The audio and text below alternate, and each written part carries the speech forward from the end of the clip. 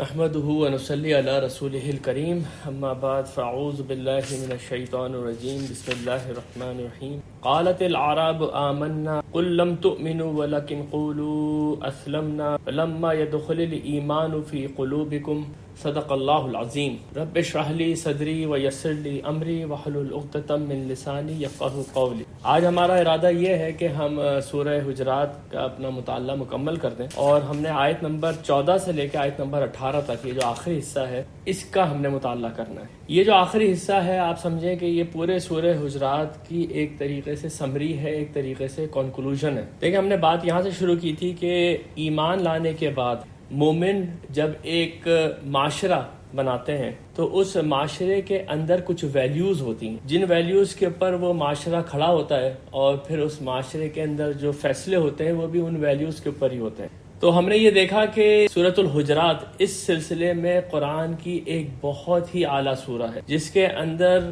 وہ value system جو کہ انفرادی طور پہ اور اجتماعی طور پہ ایک اسلامی معاشرے کے اندر ہونا چاہیے، اس کے خد و خال بیان کیے گئے۔ تو آپ لوگ ذرا ذہن میں تازہ کر لیجئے کہ اس کی ابتدا ہوئی تھی سب سے بڑے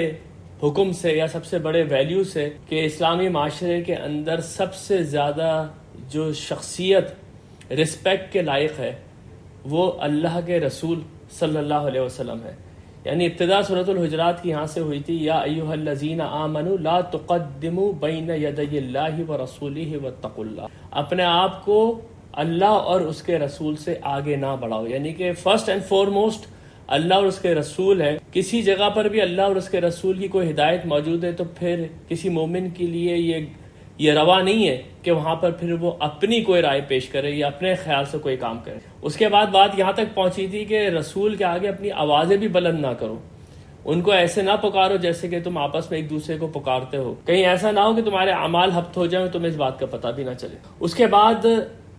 یہ فرمایا گیا کہ جو لوگ اپنی آوازوں کو پست رکھتے ہیں ان کے دل کے اندر ایمان ہے، یعنی کہ اللہ کے رسول کا جو ادب بجا لاتے ہیں ان کے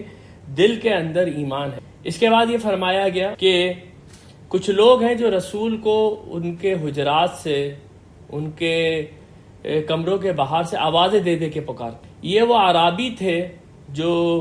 صحرا کے اندر رہتے تھے، اور پھر جب اسلام پھیلنا شروع ہوا تو وہ اسلامی حکومت کا حصہ بننے شروع ہوئے، تو ان کے جو سردار تھے وہ نبی صلی اللہ علیہ وسلم سے ملنے آتے تھے۔ جیسے ہم آگے چل کے دیکھیں گے کہ یہ جو آخری حصہ ہے سورۃ الحجرات کا جو ہم نے آج پڑھنا ہے وہ بھی ان اعراب کے متعلق ہی ہے، ان اعرابیوں کے متعلق ہی ہے جن کو ہم بیڈوئنز کہتے ہیں۔ تو ان کے اوپر تھوڑی سی بات کریں گے انشاءاللہ تعالی جب ہم وہاں پہنچیں گے۔ اس کے بعد اسلامی معاشرے کے اندر ریومرز کا پھیلانا، بات کو بغیر تصدیق کے آگے بڑھا دینا، اس کی شدید ممانعت آئی، اور پھر اگر کہ اسی کنفیوژن میں اگر دو گروہ آپس میں لڑ جائیں تو ان کے درمیان میں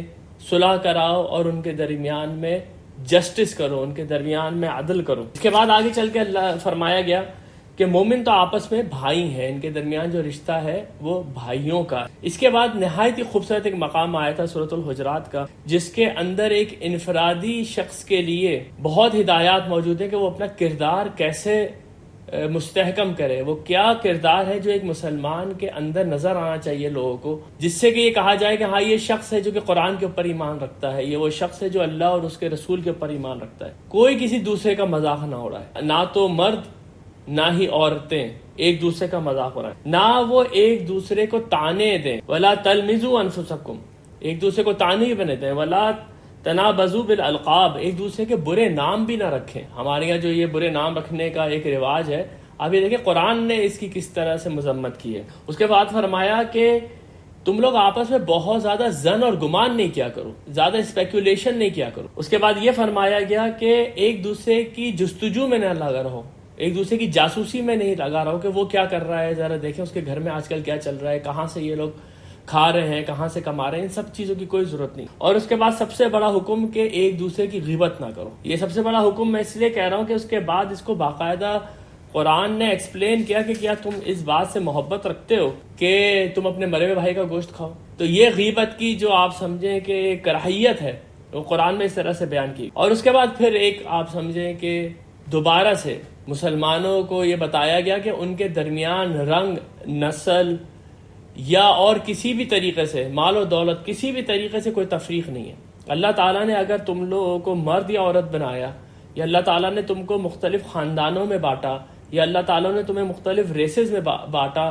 یا تمہارے یہاں قبائل ہیں مختلف، تو اس کی وجہ صرف یہ کہ تم ایک دوسرے کو پہچان سکو. لیکن اللہ کے نزدیک سب سے زیادہ عزت والا وہ ہے جس کے اندر سب سے زیادہ تقوی ہے. سورۃ الحجرات اب ان 4 آیتوں میں انشاءاللہ تعالیٰ کنکلوڈ ہوگی. الفاظ ہے قالت الاعراب آمنا. جیسے میں نے آپ کو بتایا تھا کہ یہ ابتدا بھی یہاں سے ہوئی تھی سورۃ الحجرات کی، کہ یہ کچھ اعراب بھی تھے جو نبی صلی اللہ علیہ وسلم سے ملنے آئے، اور پھر انہوں نے نبی صلی اللہ علیہ وسلم کے حجرات کے باہر کھڑے ہو کے ان کو آوازیں دینی شروع کی، اخرج علینا یا محمد. یعنی اس میں کوئی ادب نہیں تھا اور بہت ہی سختی، کیونکہ یہ عرب بدو ہیں، ان کے اندر جو ہے وہ سختی بہت زیادہ ہے، آواز بہت ان کی اونچی رہتی ہے، کسی بھی محفل کے اندر بیٹھنے کے آداب ان کو آتے نہیں تھے، اس لیے یہ ان کا انداز تھا. یہاں پر ایک بات نوٹ کر لیں کہ یہ عربی ہیں کون. دیکھیں عرب اور عربی میں فرق ہے. عرب تو کوئی بھی ایسا آدمی ہے جو کہ عربی زبان بولتا ہے اور عرب میں رہتا ہے. وہ شہر کا رہنے والا بھی ہو سکتا ہے، وہ کسی گاؤں کا رہنے والا بھی ہو سکتا ہے. لیکن جب لفظ عربی استعمال ہوتا ہے تو یہ اسپیسیفکلی ان لوگوں کے لیے استعمال ہوتا ہے جو ڈیزرٹ میں رہتے تھے، جو ٹرائبز میں رہتے تھے. یہ جو لوگ تھے ان کو ہم عام زبان میں بیڈوینز کہتے ہیں. یہ نومیڈک ٹرائبز ہوا کرتے تھے، یہاں سے وہاں گھوم رہے ہوتے تھے. ان لوگوں کے اندر سختی اس لیے بہت زیادہ ہوتی تھی کہ یہ ہر وقت ایک بہت شدید گرمی اور ایک بہت شدید آپ سمجھے کہ صورتحال سے دوچار ہوتے تھے. کہیں پر بھی قیام کیا، وہاں پر پانی ختم ہو گیا تو پھر وہاں سے اب ان کو موو کرنا پڑ رہا ہے. اسی طریقے سے کسی ایک جگہ پہ ان کا ٹھکانہ ہوتا نہیں تھا، تو اس لیے ان کو نومیڈک ٹرائبز یعنی کہ یہ گشت کرنے والے عرب بدو ہوا کرتے تھے. یہ جو لوگ تھے ان کے معاملے کے اندر یہ تھا کہ کیونکہ یہ شہر سے یا مدینے کے قریب نہیں تھے تو ان کو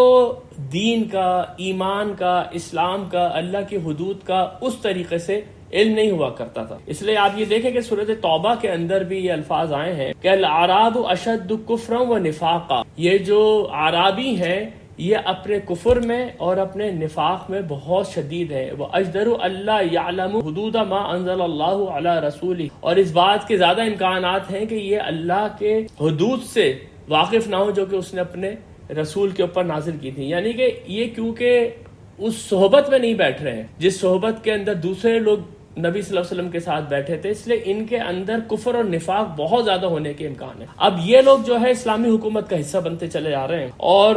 اس وقت جو حالات درپیش تھے جیسے کہ ہمیں اندازہ ہوگا جب ہم انشاءاللہ تعالیٰ سورۃ الفتح پڑھیں گے، سورۃ الاحزاب پڑھیں گے، کہ اس وقت جو حالات تھے وہ ایک کانسٹنٹ وار کی سچویشن تھی. یعنی ملٹری کمپینز بہت زیادہ ہو رہی تھیں. نبی صلی اللہ علیہ وسلم کو بہت سارے مجاہدین بھیجنا پڑتے تھے کہ جو بھی خطرہ کسی بھی طرف سے امٹتا تھا اس کو وہیں پر ختم کرنے کے لیے یا اس کو انکاؤنٹر کرنے کے لیے. اب جب اس طرح کے حالات ہوتے تھے تو مدینے کے اندر ویسے ہی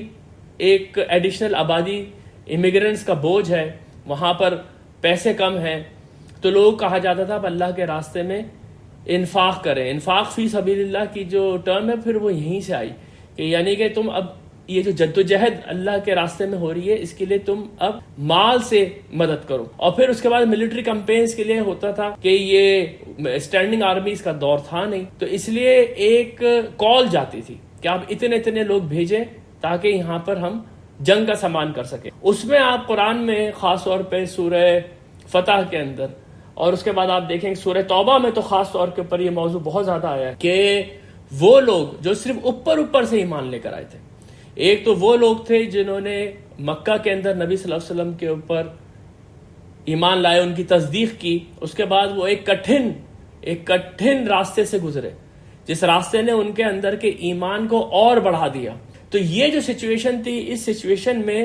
ان لوگوں سے اس بات کی امید کم تھی کہ یہ اس طرح کی قربانیاں دیں جس طرح کی قربانیاں دی تھی انصار نے اور مہاجرین نے. اس لیے جب بھی ان کو کال دی جاتی تھی کہ آپ آئیں اور اس ملٹری کمپین کا پارٹ بنے تو عموماً ایسا ہوتا تھا، بہت کم، کیونکہ کچھ ایسے اعرابی تھے جو کہ نبی صلی اللہ علیہ وسلم کے پاس سچا ایمان بھی لے کر آئے تھے، ان کا ذکر بھی قرآن کے اندر موجود ہے. لیکن عموماً ایسا لگتا یہ ہے کہ یہ جو عرب بدو تھے یہ اتنے سخت تھے دل کے کہ ان کے دل کے اندر ایمان نہیں اتر رہا تھا. اس لیے سورۃ الفتح کے اندر یہ فرمایا گیا کہ یہ لوگ نہیں آئے، ان کو ملٹری کمپینز کے لیے دعوت دی گئی، یہ لوگ نہیں آئے. جب وہاں سے صحیح سلامت واپسی ہو گئی، فتح اللہ نے نبی صلی اللہ علیہ وسلم کو دلوا دی، تو الفاظ ہیں قرآن میں سَيَقُولُ لَكَ الْمُخَلَّفُونَ مِنَ الْأَعْرَابِ، اب آئیں گے تمہارے پاس یہ پیچھے رہ جانے والے عرب بدوؤں میں سے، وہ کیا کہیں گے؟ شغلتنا اموالنا واہلنا، ہمیں اصل میں پیچھے روک لیا ہمارے کاموں نے اور ہمارے اہل و عیال نے،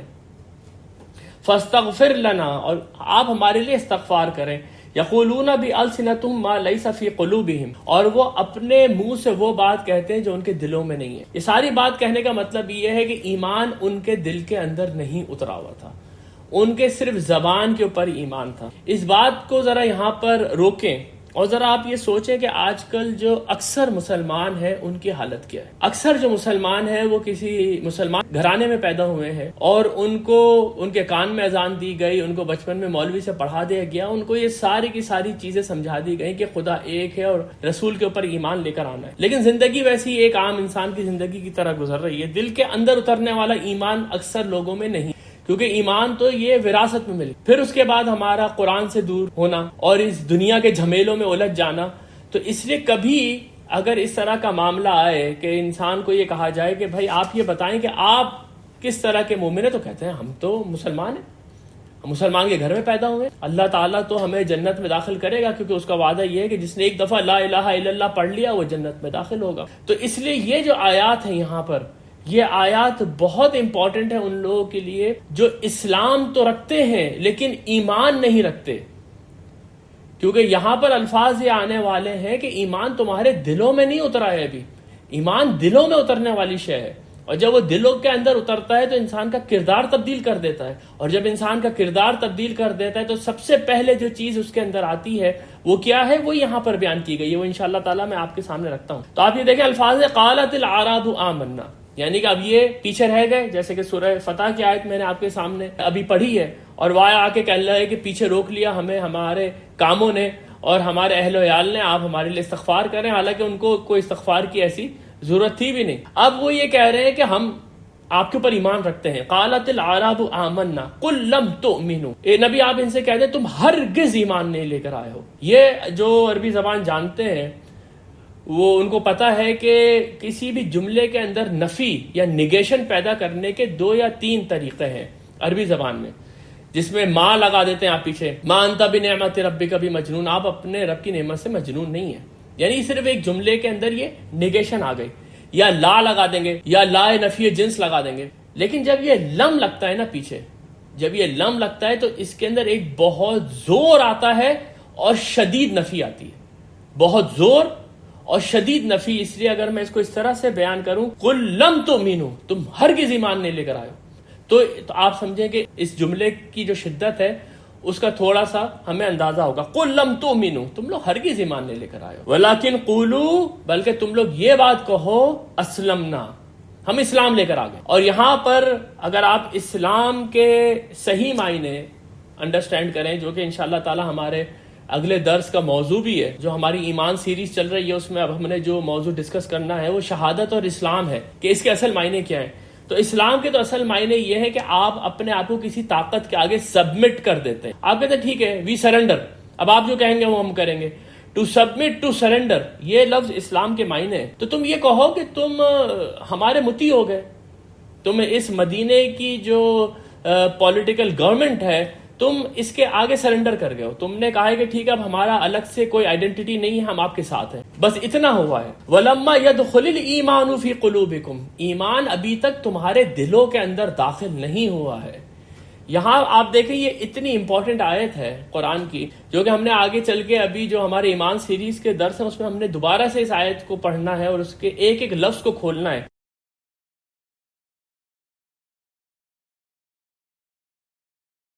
یعنی کہ ایسا یہ بالکل ممکن ہے کہ ایک آدمی مسلمان تو ہے لیکن اس کے دل کے اندر ایمان نہیں ہے، یا ایمان کم ہے بہت زیادہ۔ اچھا، اسلام جب وہ کہتا ہے کہ میں اسلام لے کر آ گیا، تو اسلام جو ہے وہ اس کی ایک آئیڈینٹی بن جاتی ہے، اس کے پاسپورٹ کے اوپر مسلمان لکھا جاتا ہے، اس کے شناختی کارڈ کے اندر اس کا ریلیجن اسلام لکھا جاتا ہے، اس کی شادی پھر کسی مسلمان گھرانے میں ہوتی ہے، اور اگر اس کے باپ کا انتقال ہو جائے تو اس کو وراثت ملتی ہے۔ اس کے اندر ایمان کا کوئی دخل نہیں ہے۔ یعنی کہ آپ ایک ایکسٹریم ایگزامپل یہ لیں کہ ایک بہت بڑا منافق اگر نبی اکرم صلی اللہ علیہ وسلم کے زمانے میں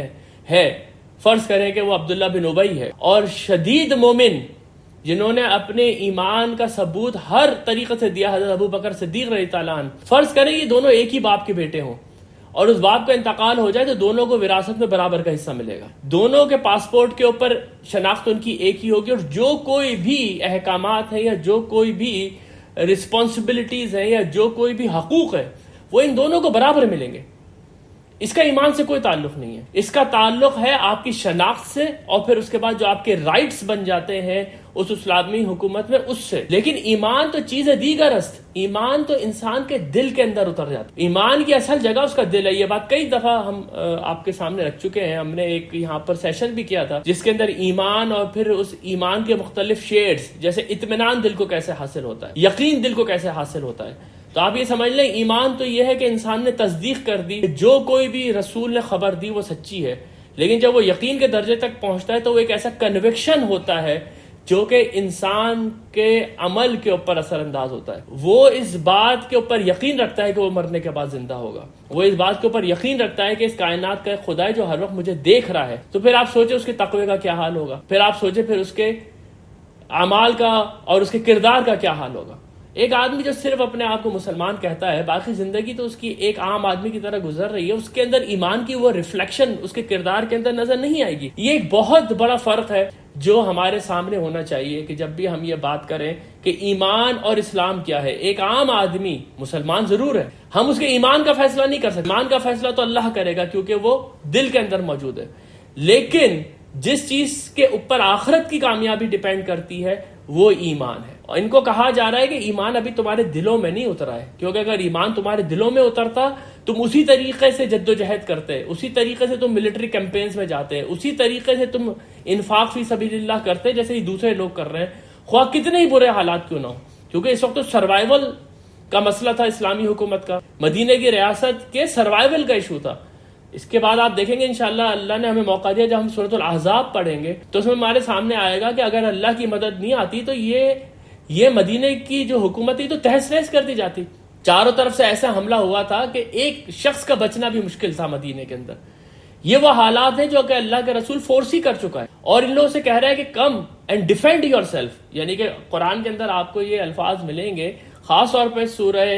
توبہ کے اندر اور خاص طور پہ سورۃ الاحزاب کے اندر کہ تم لڑنے مت جاؤ لیکن تم اپنے گھر کو تو ڈیفینڈ کرو آ کے۔ یہ اس کے لیے بھی تیار نہیں ہوتے۔ تو یہ سارے کام کرنے کے لیے دل کی کنوکشن ہونی چاہیے، یعنی کہ اللہ کے راستے میں قربانیاں دینے کے لیے، کسی بھی چیز کے لیے قربانی دینے کے لیے آپ کو جب تک اس کے لیے کنوکشن نہیں ہے۔ ہمیں کنوکشن ہے کہ ہم اس دنیا کے اندر محنت کریں گے تو ہمارا کیریئر اچھا ہوگا، ہمارے پاس پیسے آئیں گے، تو ہم ہر طریقے کی قربانی دینے کے لیے اس کے لیے تیار ہو جاتے ہیں۔ بعض اوقات اپنے بچوں کو چھوڑ کے چلے جاتے ہیں۔ لوگ یہاں پر ایسے ہیں جو سال بھر اپنے بچوں کے پاس سے جاتے ہیں، کتنی بڑی قربانی ہے یہ، لیکن کنوکشن یہ ہے کہ اس کے ذریعے ہمارے بچوں کا مستقبل اچھا ہوگا۔ یہاں پر ایک کنوکشن کی ضرورت ہے جو کہ یہ کہے گی کہ مرنے کے بعد میرا مستقبل اچھا ہوگا۔ اس کنوکشن کے لیے یہاں پر کیا کرنا ہے اور پھر اس کے لیے کس طرح کی قربانیاں دینی ہیں، یہ اس سورۃ الحجرات کے آخری حصے میں بہت مختصراً بیان کر دیا گیا ہے۔